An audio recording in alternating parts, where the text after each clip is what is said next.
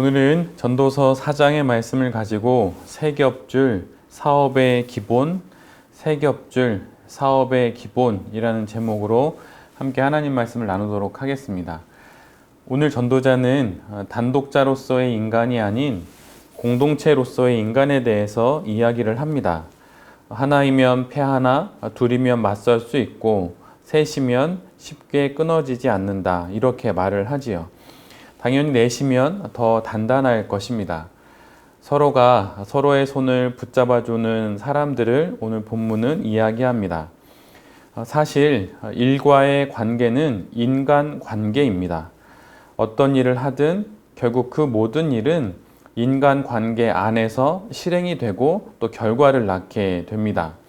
예술을 하든 물건을 팔든 목회를 하든 그 모든 것은 사람과의 관계 안에서 이루어지지요. 그러기에 일의 관계는 인간 관계인 것이죠. 그런데 우리는 일을 하며 사람을 잃게 됩니다.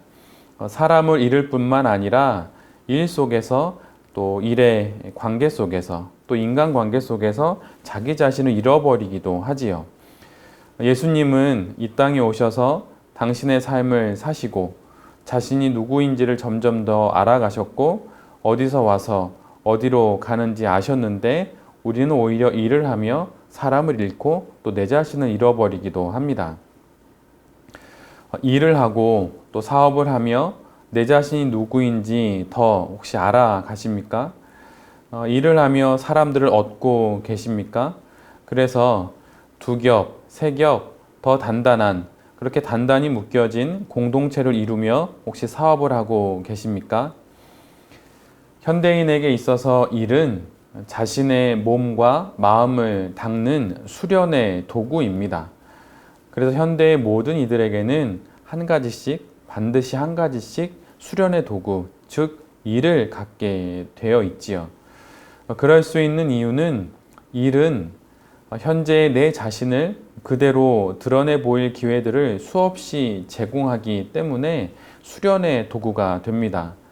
나와 다른 의견을 가지고 있는 사람을 만나 그를 설득하고 또 의견을 조율하며 내 자신의 모습을 그대로 드러내 보이게 합니다.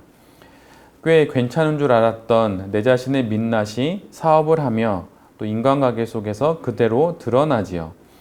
이뤄야 할 그 일과 성취해야 할 그 프로젝트를 위해 내가 가지고 있는 모든 역량을 쏟아 부어야 하기에 내 자신의 모든 것들이 바닥부터 그대로 드러나는 것이 사업의 현장입니다. 소위 사람이 변하게 되는 계기는 크게 두 가지의 경우가 있다고 말합니다. 첫 번째는 낯선 곳에서의 삶을 새롭게 시작하게 될 때라고 하지요. 처음 살아보는 곳에서 내 자신의 모습이 그대로 드러납니다. 두 번째는 새로운 사람을 만날 때입니다. 이 역시 처음 관계를 시작하며 낯선 사이에서 자신의 진면목이 그대로 드러납니다. 그래서 낯선 곳으로의 여행과 낯선 이와의 만남은 내 자신을 변화시킬 이유와 또 기회를 주지요. 그런데 바로 사업이 이런 일을 우리에게 일으킵니다. 사업 속에서의 만남이 우리에게 그런 기회를 줍니다. 나를 온전히 응시할 수 있는 순간을 사업 속에서의 만남이 우리에게 제공해 주지요. 과정이 없는 돈에는 졸부의 티가 나듯 관계가 튼튼하지 못한 사업은 그 빈약함이 여지없이 드러납니다. 마치 혈관이 막히면 문제가 생기듯 사업에서 인간 관계가 막히면 문제가 일어납니다. 잘 안 풀리는 관계가 있을 수 있고 또 내 뜻과 다른 결과를 낳은 관계가 있을 수 있습니다. 그럴 때 그 관계의 대상인 사람과 잘 화해하고 매듭 짓는 지혜가 우리에게 필요합니다. 모든 관계에 성공하기를 바란다면 그것은 예수님 이상의 인물이 되겠다는 것이죠. 12 제자 중에 한 제자도 예수님과의 관계에서 실패하지 않았습니까? 그래서 실은 실패가 문제가 아니라 똑같은 원인으로 똑같은 실패를 반복하는 것이 문제입니다. 관계에도 마찬가지이죠. 절대 관계가 깨진 것에 불편해하지 마십시오. 깨진 관계를 잘 매듭짓지 못한 것을 오히려 염려해야 합니다. 왜냐하면 그 매듭은 다음 관계를 맺기 위한 배움이 될 수 있기 때문입니다. 목표를 정한다고 다 달성되는 것은 아니지만 달성된 모든 것에는 목표가 있지요.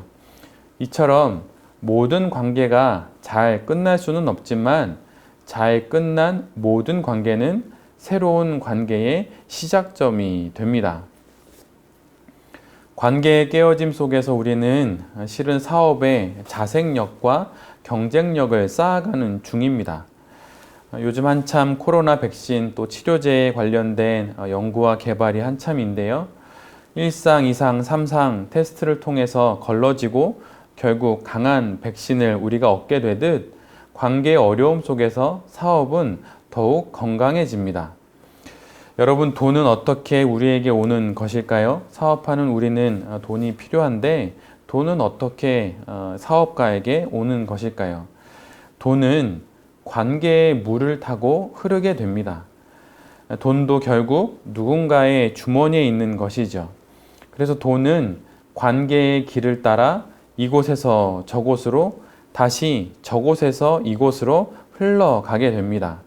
그런데 돈만 볼 뿐 관계는 보지 못하지요. 그래서 결국 나의 기대와 성과는 이루지 못하고 또한 돈도 잃고 관계도 잃고 맙니다.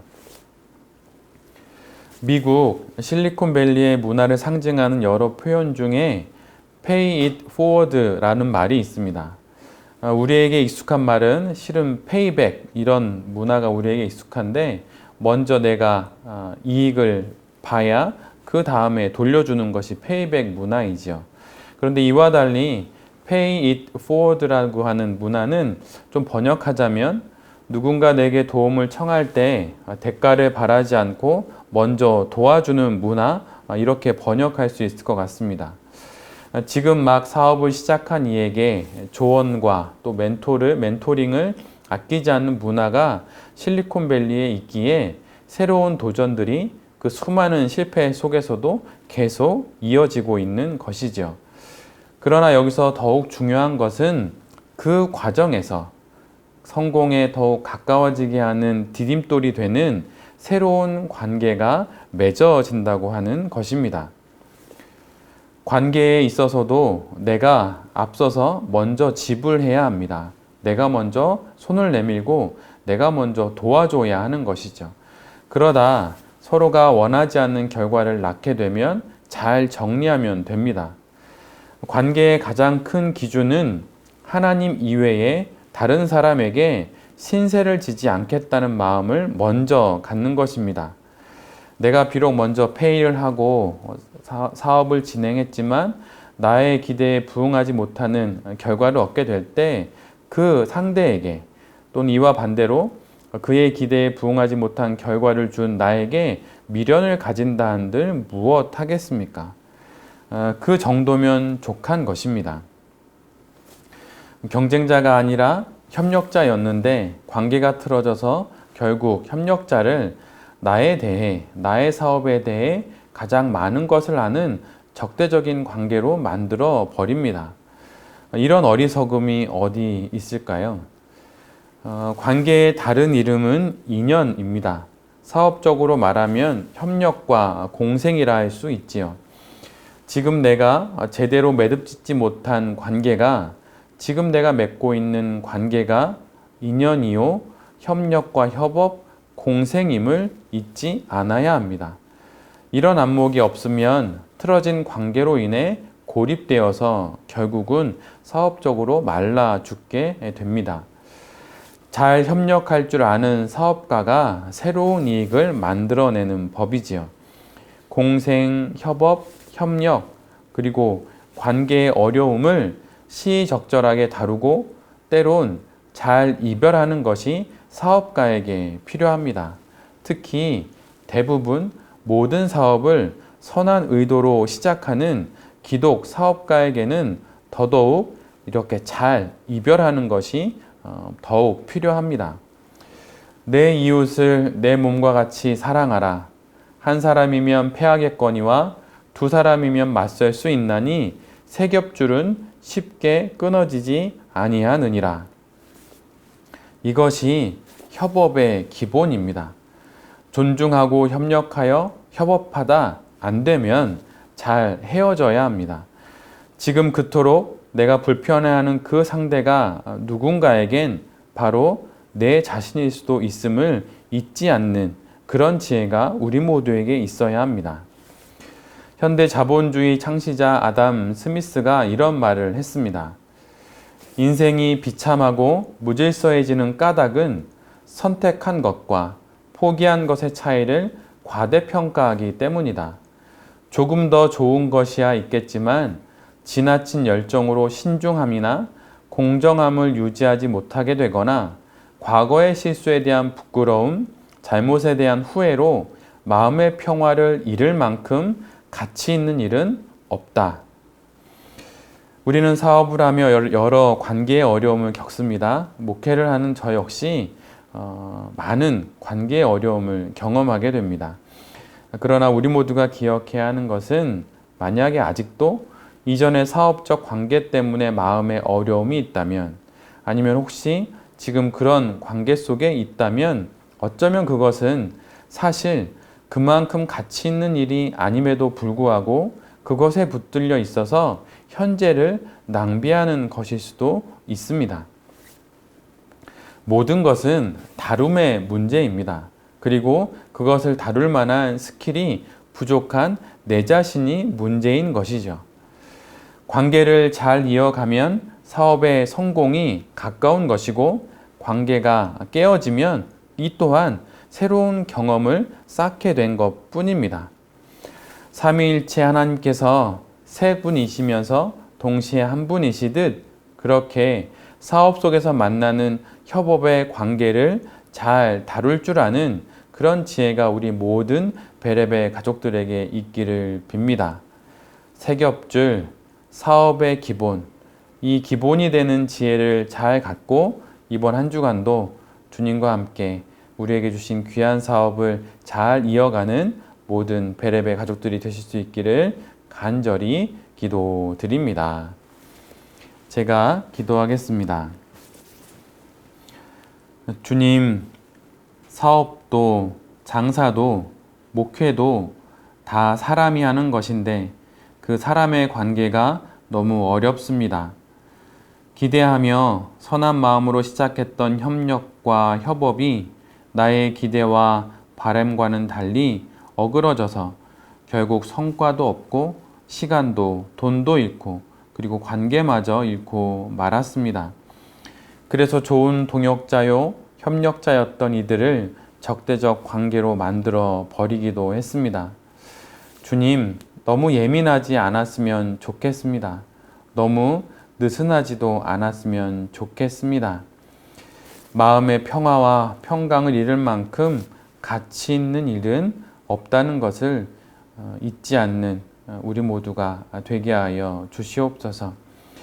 지금 내가 제대로 매듭짓지 못한 관계가, 지금 내가 맺고 있는 그 관계가 실은 하나님이 주신 인연이었음을 잊지 않게 하여 주시옵소서. 관계를 잘 매듭지을 수 있는 지혜와 용기를 주시고 그 배움이 또 다른 새로운 관계를 시작해야 하는 좋은 시작점이 되게 하여 주시옵소서. 한 사람이면 패하겠거니와 두 사람이면 맞설 수 있나니 세 겹줄은 쉽게 끊어지지 아니하느니라. 사람들과의 관계를 잘 맺게 해 주십시오. 주님, 점점 코로나가 심해집니다. 온 인류를, 우리나라와 우리 민족을 불쌍히 여겨 주시사 은혜를 베풀어 주시옵소서. 한 주간 이 심한 코로나 가운데에서도 일을 하고 또 여러 사업적인 일들을 계획해야 합니다. 주님, 그 만남 가운데 또 그 계획 가운데 함께 해주셔서 안전을 지켜주시고 주어진 환경 속에서 소망을 잃지 않고 주님을 바라보며 주 안에서 연대와 협력 속에 사업을 잘 감당하는 한 주가 되게 하여 주시옵소서. 주님, 당신께 모든 것을 의탁합니다.